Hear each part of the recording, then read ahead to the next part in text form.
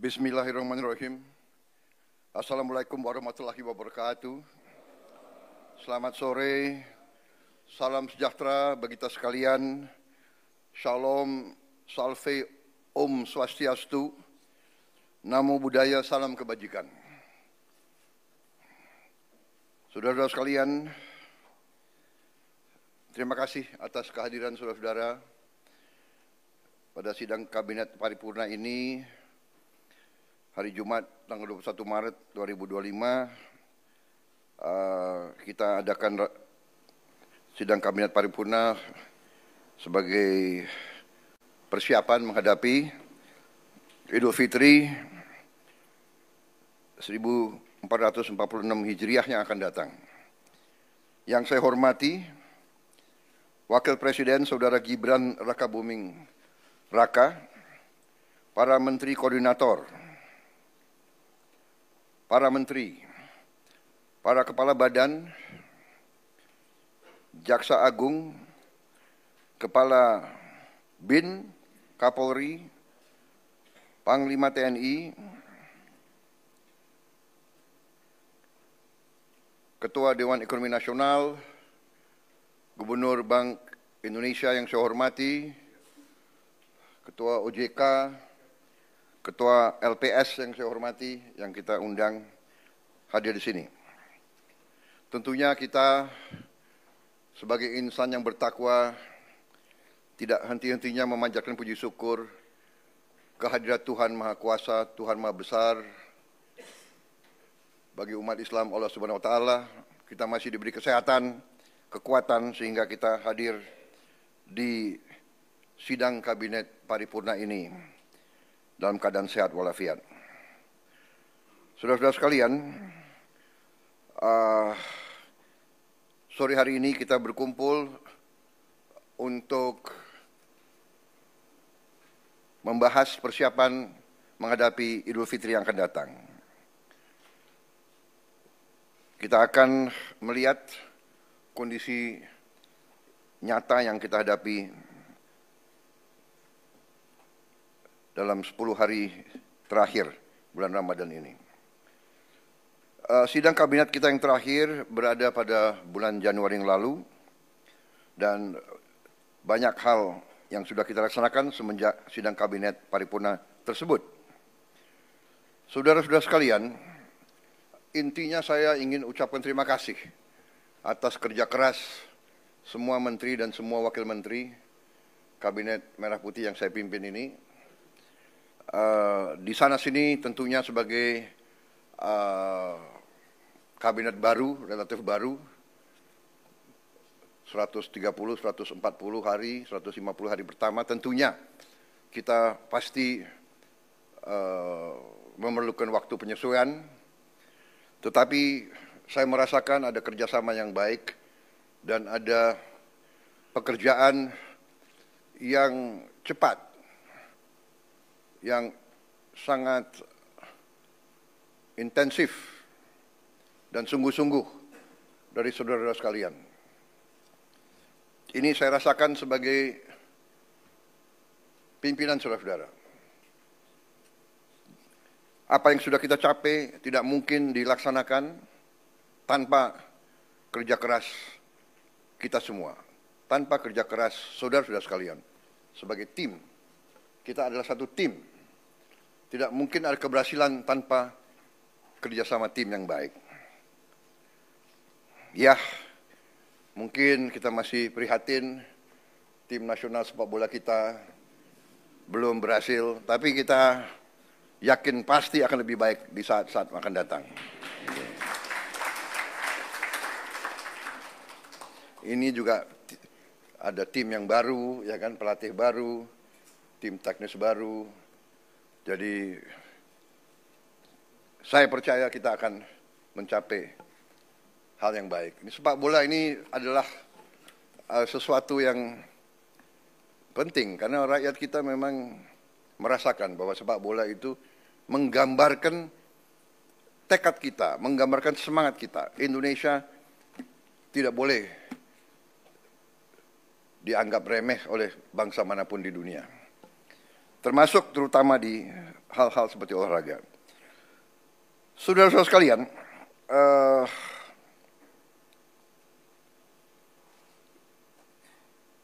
banyak sekali yang sudah kita laksanakan semenjak sidang kabinet yang lalu. Mungkin karena banyaknya inisiatif kita, banyaknya terobosan kita, banyaknya kebijakan kita, mungkin narasi ke rakyat mungkin kurang sempurna, kurang intensif. Ya, ini saya kira perlu kita perbaiki komunikasi kita kepada rakyat. Ya, saya juga terus terang aja sangat terkesan dengan banyaknya kebijakan yang bisa kita keluarkan dalam waktu singkat. Dan ini karena kerja keras para menteri, para wakil menteri, para kepala badan. Saudara-saudara,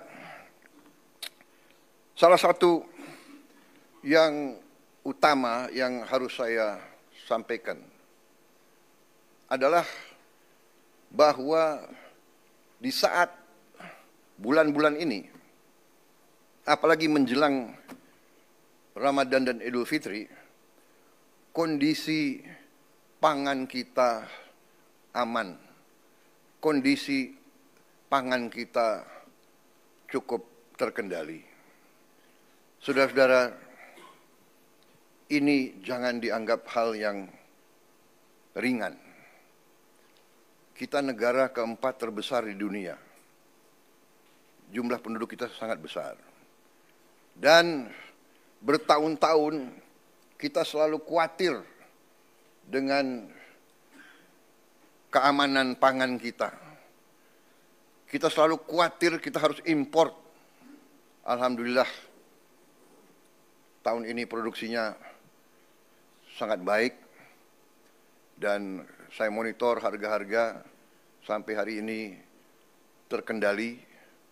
Mungkin harga cabai rawit yang agak naik beberapa saat yang lalu, mungkin sekarang sudah mulai turun ya. Tapi saran saya jangan terlalu banyak makan terlalu pedas. Saya waktu muda sukanya pedas sekali, sekarang dokter melarang saya makan terlalu pedas. Yang muda-muda silakan. Jadi kita bersyukur ya, dan semua pihak yang bekerja keras ya, saya mau ucapkan terima kasih semua pihak di bidang pangan, pertanian yang mendorong hal ini. Pangan adalah yang paling utama. Ya. Harga saham boleh naik turun, pangan aman, negara aman, saudara-saudara.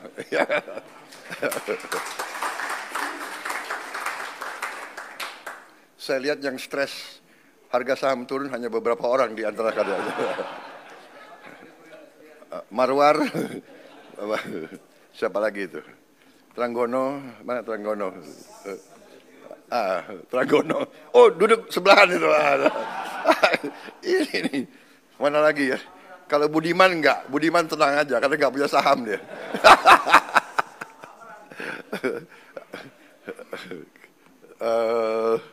Siapa lagi ya? Amran. Enggak, dia enggak main saham dia. Dia enggak main saham. Siapa lagi ini? Rosan udah botak jadi enggak apa-apa dia. Jadi demikian saudara-saudara, kemudian kita juga boleh sekarang mulai bangga makan bergizi gratis sudah menjangkau 38 provinsi dan sekarang sudah 2 juta penerima manfaat. Hanya ini masih belum sebetulnya memuaskan saya, tapi saya mengerti Kepala Badan Gizi Nasional sudah bekerja dengan seluruh jajarannya. Ini sudah paling cepat yang kita bisa laksanakan. Dalam Januari, Februari, Maret, dalam 3 bulan mencapai 3 juta penerima manfaat. Hanya masalahnya kalau saya datang ke suatu desa atau suatu tempat, orang tua yang nanya, Pak, kami di sini belum terima makan bergizi. Jadi ini sesuatu yang mengusik hati saya. Mereka dengar di desa sebelah sudah, dia dengar di sekolah sebelah sudah, dia belum bisa. Saya sampaikan, Bu, kita berusaha sekeras tenaga, tapi kita tidak mungkin seketika, negara kita sangat besar. Mohon sabar. Tapi saya minta ya, Kepala BGN dengan semua jajaran berpikir inovatif, kreatif, bagaimana kalau bisa kita percepat? Apa pakai sistem hibrida atau bagaimana ya? Karena kasihan rakyat kita sangat membutuhkan dan mengharapkan. Tapi terima kasih, apapun terjadi ini suatu prestasi yang luar biasa. Saya terima surat-surat dari pimpinan-pimpinan dunia. Mereka bahkan mau belajar dari kita. Banyak kunjungan dari pimpinan-pimpinan negara lain, mereka bilang salah satu yang mereka ingin belajar dari kita adalah makan bergizi. Padahal kita baru mulai. Ya, mereka menganggap bahwa kita salah satu yang paling serius dan paling besar usaha kita menangani ini. Kemudian salah satu yang luar biasa juga, kita berani meluncurkan Badan Pengelola Investasi Danantara Indonesia. Konsolidasi semua kekuatan ekonomi yang dimiliki pemerintah Indonesia, semua dana, semua aset BUMN, kita konsolidasikan. Kita ingin mengelola dengan sebaik-baiknya, setransparansi mungkin, dengan akuntabilitas yang sangat tinggi. Saya beri petunjuk kepada pimpinan Danantara, kalau perlu keputusan-keputusan itu diambil secara hati-hati dan kalau perlu tidak perlu terlalu cepat. Ini adalah kekayaan anak dan cucu kita. Harus dijaga dengan baik. Dan untuk itu saya minta pengawasan, oversight, penilaian risiko sangat berlapis-lapis. Dan saya minta tokoh-tokoh masyarakat ikut mengawasi. Dan saya tegaskan bahwa setiap saat pekerjaan dan semua kebijakan Danantara ini harus bisa diaudit, harus bisa diawasi, harus bisa dipertanggungjawabkan setiap saat oleh siapapun yang menginginkan. Saudara-saudara, tapi ini saya kira adalah terobosan sangat besar. Dengan demikian, saya yakin manajemen semua aset di bawah Danantara akan lebih baik karena kita akan pakai manajemen yang berstandar internasional. Juga dengan beberapa penasihat-penasihat tingkat internasional kita ingin mengajak. Saya juga melihat bahwa kita sudah mulai meluncurkan program cek kesehatan gratis untuk setiap warga negara. Ini sudah mulai di roll out dan sudah berjalan. Saya kira ini juga salah satu terobosan saya kira di dunia, saya kira ya, Menteri Kesehatan ya. Tidak semua negara punya program seperti ini.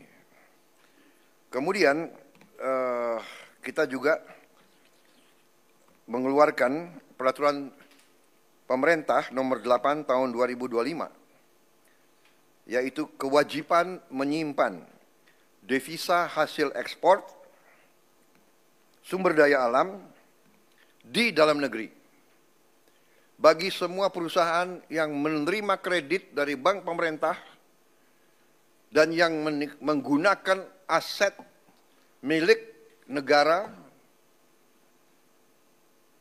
bersifat HGU atau HTI atau hak pakai, itu adalah aset negara. Dia terima, dia manfaatkan aset negara, dia terima kredit, dia wajib hasil usahanya harus disetor di Republik Indonesia. 100% dan minimal waktu 1 tahun. Ini saya diberi laporan kalau sudah berjalan ini akan menambah devisa kita 100 miliar dolar 1 tahun. Karena ini mulai berlaku 1 Maret, jadi mungkin tahun ini baru sekitar 80 miliar dolar yang akan masuk. Jadi saya ucapkan terima kasih semua pihak yang berhasil sampai Danantara Indonesia diluncurkan. Tadi Danantara cek kesehatan juga sudah berjalan dengan baik, devisa hasil ekspor juga berjalan. Kemudian kita juga sudah putuskan kemarin saya resmikan juga peluncuran bank emas pertama di Republik Indonesia. Kita memiliki cadangan emas ke-6 terbesar di dunia. Ke-6 terbesar di dunia. Tapi kita baru punya bank emas baru tahun ini. Berapa minggu lalu saya resmikan. Jadi juga terima kasih semua pihak yang akhirnya kita sekarang punya bullion bank, bank emas, sehingga rakyat bisa menyimpan emasnya di Indonesia dan tidak di negara lain. Ada negara lain tidak punya satu pun tambang emas, tapi dia punya bank emas, kan itu aneh itu. Kemudian saudara-saudara, kami sudah putuskan juga untuk membangun tahun ini, kita harap sudah segera akan mulai dibangun 200 sekolah rakyat berasrama untuk SD, SMP, SMA berasrama, dan ini sekolah berasrama ini diperuntukkan untuk kaum yang kurang mampu khususnya. Jadi kita dengan ini kita hendak memutus mata rantai kemiskinan. Anak orang kurang mampu, anak orang miskin tidak boleh miskin. Katakanlah bapaknya sekarang pekerjaannya sangat sederhana, dia umpamanya tukang pemulung, anak dan cucunya tukang pemulung tidak boleh jadi tukang pemulung. Dia harus kita berdayakan. Ini rencana kita dan kita akan bangun tahun ini 200 sekolah berasrama tersebut. Satu sekolah akan terdiri, kita harapkan 1.000 murid. Mungkin tahun-tahun pertama akan belum sampai 1.000, tapi nanti saya berharap ya Menteri Sosial, Menteri Dikdasmen, mungkin berapa, dalam 6 bulan bisa mencapai 1.000 murid masing-masing sekolah. Bisa. Hah? Tahun 4? Tahun depan? Tahun depan ya? Tanggal berapa? Coba dicatat. Loh, ini harus bertanggung jawab itu, ya. Rakyat minta hasil yang cepat, saudara-saudara. Ya, ini sangat penting dan yang akan segera kita resmikan 53. Yang segera mungkin 3 bulan ini bisa kita resmikan 53 sekolah. Ternyata Kementerian Sosial sudah punya gedung-gedungnya, sudah punya arealnya, jadi tinggal kita renovasi sedikit. Kita ingin segera 53, sisanya yang 147 akan segera menyusul. Kita harap tiap tahun 200, sehingga dalam 5 tahun kita minimal akan punya 1 sekolah berasrama di tiap kabupaten. Dan itu harus di tempat-tempat di mana terdapat kantong-kantong kemiskinan. Kita ingin memutus rantai kemiskinan. Kita ingin menghilangkan kemiskinan dalam waktu secepat-cepatnya. Dan ini saya yakin bisa kita kerjakan. Nanti Menteri koordinator perekonomian, kemudian Menteri Keuangan, kemudian nanti mungkin Menteri Sosial akan sedikit kasih penjelasan singkat, termasuk juga saya minta Ketua LPS menyampaikan kondisi ekonomi secara umum, sehingga kita dapat gambaran real apa yang telah kita kerjakan, dan kita akan nanti dapat bayangan betapa besar upaya bangsa Indonesia untuk memberi kesejahteraan kepada rakyatnya. Dan berkali-kali saya katakan, ini bukan hanya prestasi kita, ini adalah kerja keras presiden-presiden sebelum kita, menteri-menteri kabinet sebelum kita. Tidak ada pembangunan bangsa yang bisa dikerjakan dalam 5-10 tahun. Pembangunan bangsa Indonesia ini adalah perjuangan lama. Mulai dari tahun 45 dan seterusnya, ada naik dan turun, ada krisis, ada hambatan, ada gangguan-gangguan negara asing berkali-kali, ya kan? Kita tidak mau nyalahkan siapapun, tapi kita sering diganggu. Kita harus sekarang belajar dari sejarah. Kita harus belajar. Dan sekarang kita semua unsur harus berjiwa besar. Kita atasi perbedaan dengan musyawarah. Kita terima kritik dengan besar hati, tapi kita jangan mau diadu domba.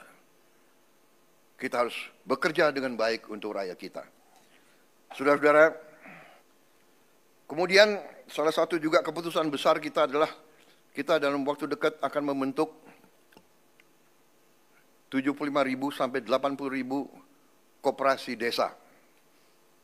Ada yang berbentuk berbasis pertanian, ada yang berbasis nelayan, dan ada yang berbasis lain. Tapi intinya adalah kita ingin ekonomi desa, ekonomi rakyat yang paling bawah bergerak dengan cepat, memobilisasi kekuatan yang kita punya untuk menggerakkan seluruh ekonomi, dan ini akan ada suatu dampak yang sangat besar, keyakinan kami. Saudara-saudara, juga kita juga berhasil bekerja sama dengan swasta, sehingga THR bagi pekerja swasta, BUMN dan BUMD bisa diberikan paling lambat 7 hari sebelum Hari Raya Idul Fitri. Tahun ini pemerintah juga menaruh perhatian khusus kepada para pengemudi dan kurir online yang untuk pertama kalinya akan menerima bonus Hari Raya. Ini karena kerjasama juga dengan pengusaha-pengusaha swasta. Saya mendengar mereka akan terima kurang lebih 1 juta tiap pekerja, demikian. Tapi saya menghimbau pengusaha swastanya, kalau bisa ya ditambahlah. Ini menghimbau, ya kan? Kalau menghimbau kan boleh, tidak ada paksaan kan? Tapi kalau presiden menghimbau ya. Menghimbau. Ini wartawan ya, terus garis bawahi itu. Karena pengusaha harus tahu, kalau masa yang bagus dia untung, ya dia juga harus memperhatikan para pekerjanya, ya kan? Justru para pekerja ini yang memberi keuntungan bagi dia. Juga THR dan gaji ke-13 bagi 9,4 juta aparatur negara. Ini sudah kita umumkan. Saudara-saudara, juga untuk membantu masyarakat, kita berhasil untuk menurunkan harga tiket pesawat dalam negeri mencapai 13% penurunan. Ini berlaku untuk periode penerbangan 24 Maret 2025 sampai 7 April 2025.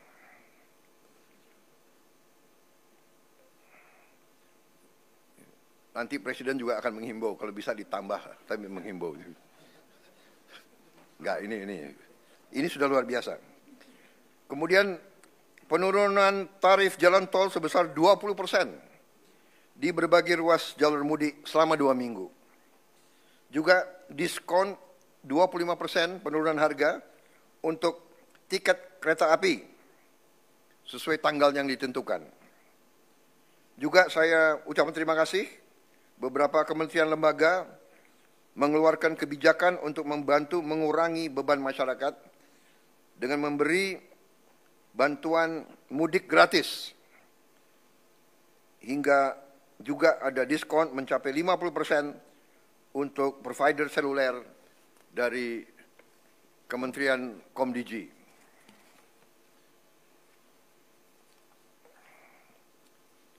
Saya kira dengan demikian persiapan mudik saya harap benar-benar disiapkan dengan baik, kemudian alur lalu lintas dijamin harus berjalan lancar melalui jalur darat, kereta api, udara, dan laut. Tentunya Menteri Perhubungan yang akan leading dalam pengendalian dan koordinasi hal ini semua.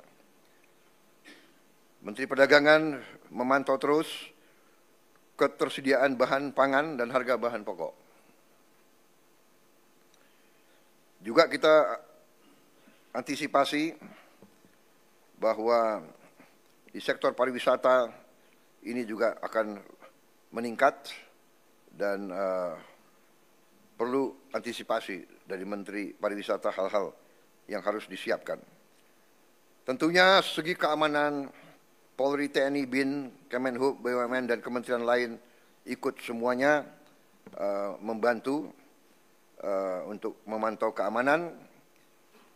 Di bidang industri dan tenaga kerja juga berjalan baik. Saya juga minta pelayanan publik, terutama semua rumah sakit, harus siap, semua fasilitas kesehatan, juga sektor perbankan, disiapkan dengan baik. Peringatan dan informasi cuaca, saya juga mohon terus masyarakat diberi informasi terus-menerus. Saudara-saudara sekalian, saya kira demikian pengarahan saya, petunjuk-petunjuk saya tentang persiapan ke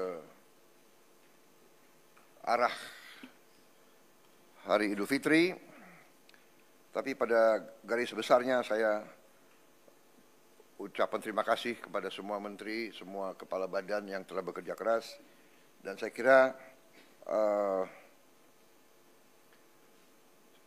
untuk yang terbuka sudah selesai. Terima kasih media. Sekarang adalah paparan dan pengarahan tertutup untuk konsumsi kita sendiri dalam rangka persiapan ke depan. Terima kasih.